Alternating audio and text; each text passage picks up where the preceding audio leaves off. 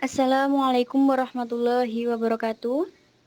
Perkenalkan kami dari kelompok 3 yang beranggota 4 orang, yakni Mas Nawan dari BK, yang kedua Pak Warno dari PGSD, yang ketiga Pak Suheri dari Prodi PGSD, yang keempat saya sendiri Miftol Jana dari Prodi BK. Langsung saja saya akan membacakan materi tentang Blogspot. Yang pertama, pengenalan Blogspot. Blogspot adalah pendekatan dari web blog, istilah yang pertama kali digunakan oleh George Berger pada bulan Desember 1997. Lanjut, George Berger menggunakan istilah web-blog untuk menyambut kelompok website pribadi yang selalu diupdate secara kontinu dan berisi link-link ke website lain yang mereka anggap menarik disertai dengan komentar-komentar mereka sendiri. Selanjutnya, pengenalan Blogspot. Website adalah kumpulan dari halaman-halaman situs yang biasanya terangkum dalam sebuah domain atau subdomain yang tempatnya berada di dalam World Wide Web atau WWW di internet. Sebuah web page adalah dokumen yang ditulis dalam format HTML atau Hypertext Markup Language yang hampir selalu bisa diakses melalui HTTP, yaitu protokol yang menyampaikan informasi dari server website untuk ditampilkan kepada para pemakai melalui web browser. Semua publikasi dari website tersebut dapat membentuk sebuah jaringan informasi yang sangat besar. Namun, dalam merancang sebuah web, kita memerlukan pengetahuan tentang web programming secara mendalam dan juga memerlukan biaya untuk mempublikasikannya dan pengelolaannya. Dalam upaya untuk memanfaatkan teknologi bagi masyarakat umum yang lebih menyukai sifat instan, tak perlu menguasai bahasa pemrograman sepenuhnya dengan biaya murah, maka dikembangkan Google apa yang disebut dengan Blogger atau Blogspot, sebuah platform Google yang diperuntukkan untuk pengguna yang menyukai kemudahan dalam dunia publikasi informasi. Selanjutnya, keunggulan Blogspot. Kemudian, bagi siapa saja, user-friendly karena tidak perlu memiliki kemampuan web programming yang tinggi untuk memiliki blog dan mengelola segala fasilitas yang ada di Blogspot.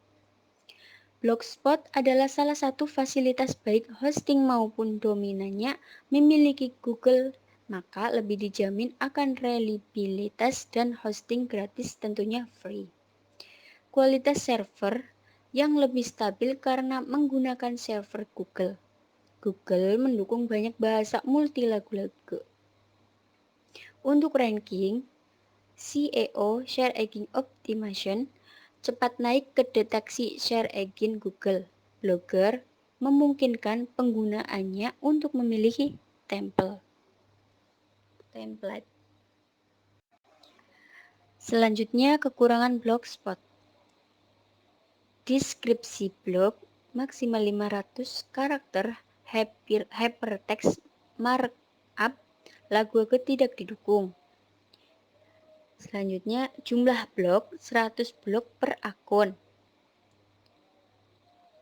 Selanjutnya, jumlah label 5000 label unit per blog, meningkatkan dari yang asli 2020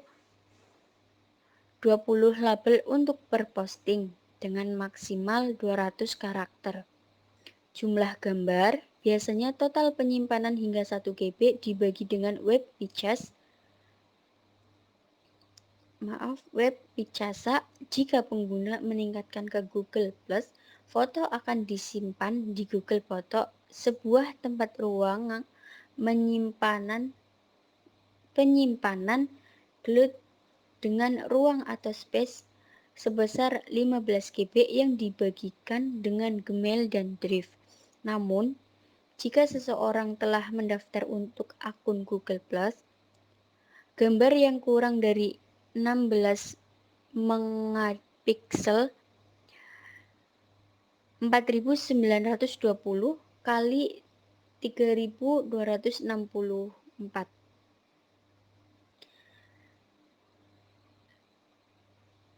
dalam kurung 15 tidak akan dihitung hingga batas penyimpanan ini.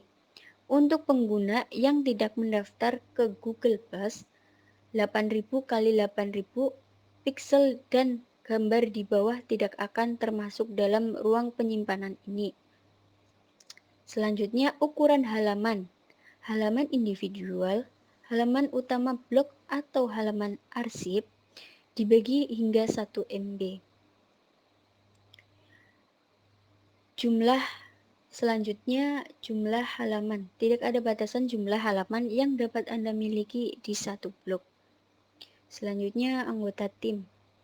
Mereka yang dapat menulis ke blog, 100 undangan per blog multi-writer.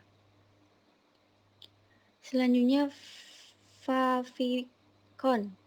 Gambar persegi apa saja kurang dari 1000 KB. 100 KB. Penangguhan akun. Jika situs melanggar persyaratan layanan apapun, situs dapat ditangguhkan oleh blogger tanpa pemberitahuan. Pelanggaran berulang dapat menyebabkan penangguhan akun Google. Selanjutnya jenis-jenis blog, yaitu blog politik, yakni tentang berita, politik, aktivis, dan semua persoalan berbasis blog seperti kampanye. Terus blog pribadi, yakni disebut juga buku harian online yang berisikan tentang pengalaman, keseharian seseorang, keluhan, puisi atau syair, gagasan jahat, dan perbincangan teman. Selanjutnya, blog bertopik, yakni blog yang membahas tentang sesuatu dan fokus pada bahasa tertentu. Selanjutnya, blog kesehatan, lebih spesifik tentang kesehatan. Blog kesehatan kebanyakan berisi tentang keluhan pasien, berita kesehatan terbaru, keterangan-keterangan tentang kesehatan, dan lain-lain. Blog sastra, yakni lebih dikenal sebagai lit blog, literary blog. Selanjutnya, blog perjalanan. Fokus pada bahasa cerita perjalanan yang menceritakan keterangan-keterangan tentang perjalanan atau traveling. Selanjutnya, blog riset, yakni persoalan tentang akademis seperti berita riset terbaru. Selanjutnya, blog hukum, yakni persoalan tentang hukum atau urusan hukum. Disebut juga dengan blogs law. Selanjutnya masih di jenis-jenis blog, yakni blog media, yaitu berfokus pada bahasa kebohongan atau ketidakkonsistensi media massa, biasanya hanya untuk koran atau jaringan televisi. Selanjutnya blog agama, yakni membahas tentang agama. Lanjut, blog pendidikan, biasanya ditulis oleh pelajar atau guru.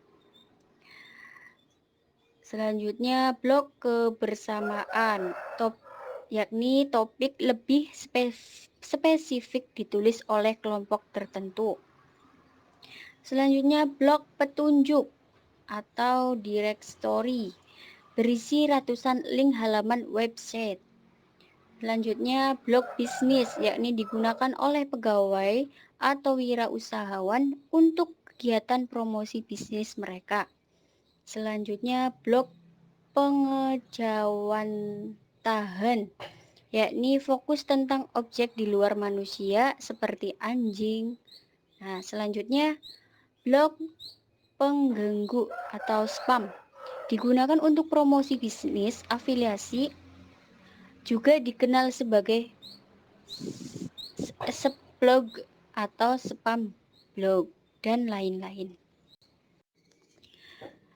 Selanjutnya, penyedia layanan blog. Penyedia layanan blog yang banyak dipakai. Yang pertama, Blogger atau Blogspot. Yang kedua, WordPress. Yang ketiga, Multiply. Yang keempat, Blogsum. Yang kelima, Blogdrift, dan lain-lain. Langkah selanjutnya, membuat Blogspot. Untuk membuat blog, harus memiliki email sebelumnya. Untuk menggunakan layanan Blogger atau Blogspot, email yang diperlukan sebaiknya menggunakan layanan email dari Gmail. Yang kedua, login ke http://blogspot.com atau http://blogger.com. Yang ketiga, muncul menu Blogspot seperti di sebelah kanan. Yang keempat, klik ciptakan blog Anda. Baik, melanjutkan untuk presentasi atau dubbing atau suara dari Mbak Mita. Untuk slide selanjutnya, perkenankan saya Suheri untuk melanjutkannya. Oke, kita masuk ke view atau tampilan untuk mengisi data diri ya. Setelah kita daftar di situ, kita nanti diharuskan untuk mengisi, salah satunya kita harus mengisi alamat email, terus kita mengisi password. Sebaiknya password itu kombinasi antara huruf kecil huruf besar, terus habis itu selain itu juga kombinasi juga angka boleh kayak gitu, terus tanda atau numerik juga boleh. Selanjutnya kita mengisi juga di situ nama tampilan blog kita apa, semua katakanlah gunung ya, tentang pegunungan, namanya semua blog saya ya, maka saya kasih nama saya di sini namanya Suheri. Terus habis itu kita verifikasi dia keluarnya apa, nanti kita ketikkan lagi di sini untuk menandakan kalau yang mendaftar itu bukan robot. Setelah itu kita boleh membaca persyaratan dan layanannya, apa yang harus kita lakukan, apa kewajiban kita, apa hak kita setelah kita mendaftar, begitu. Bila kita setuju, kita boleh centang. Sebelum kita masuk ke sesi atau tampilan terakhir, sebelumnya akan ada tampilan lagi, yaitu memberi nama blog.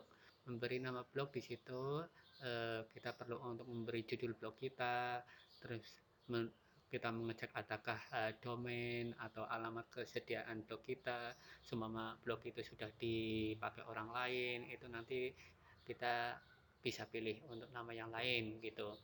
Terus kalau sudah seperti itu, kita bisa melanjutkan untuk ke view tampilan atau ke sesi selanjutnya. Mungkin begitu yang bisa saya sampaikan dan akan dilanjutkan sama Mbak Mita lagi. Oke, langkah selanjutnya yang terakhir, membuat blogspot. Bila telah keluar tampilan seperti di atas, menandakan blog kita telah selesai kita buat. Untuk selanjutnya, kita bisa lanjut untuk memulai menulis di blog, mengubah template, atur widget atau adsense, dan lain-lain.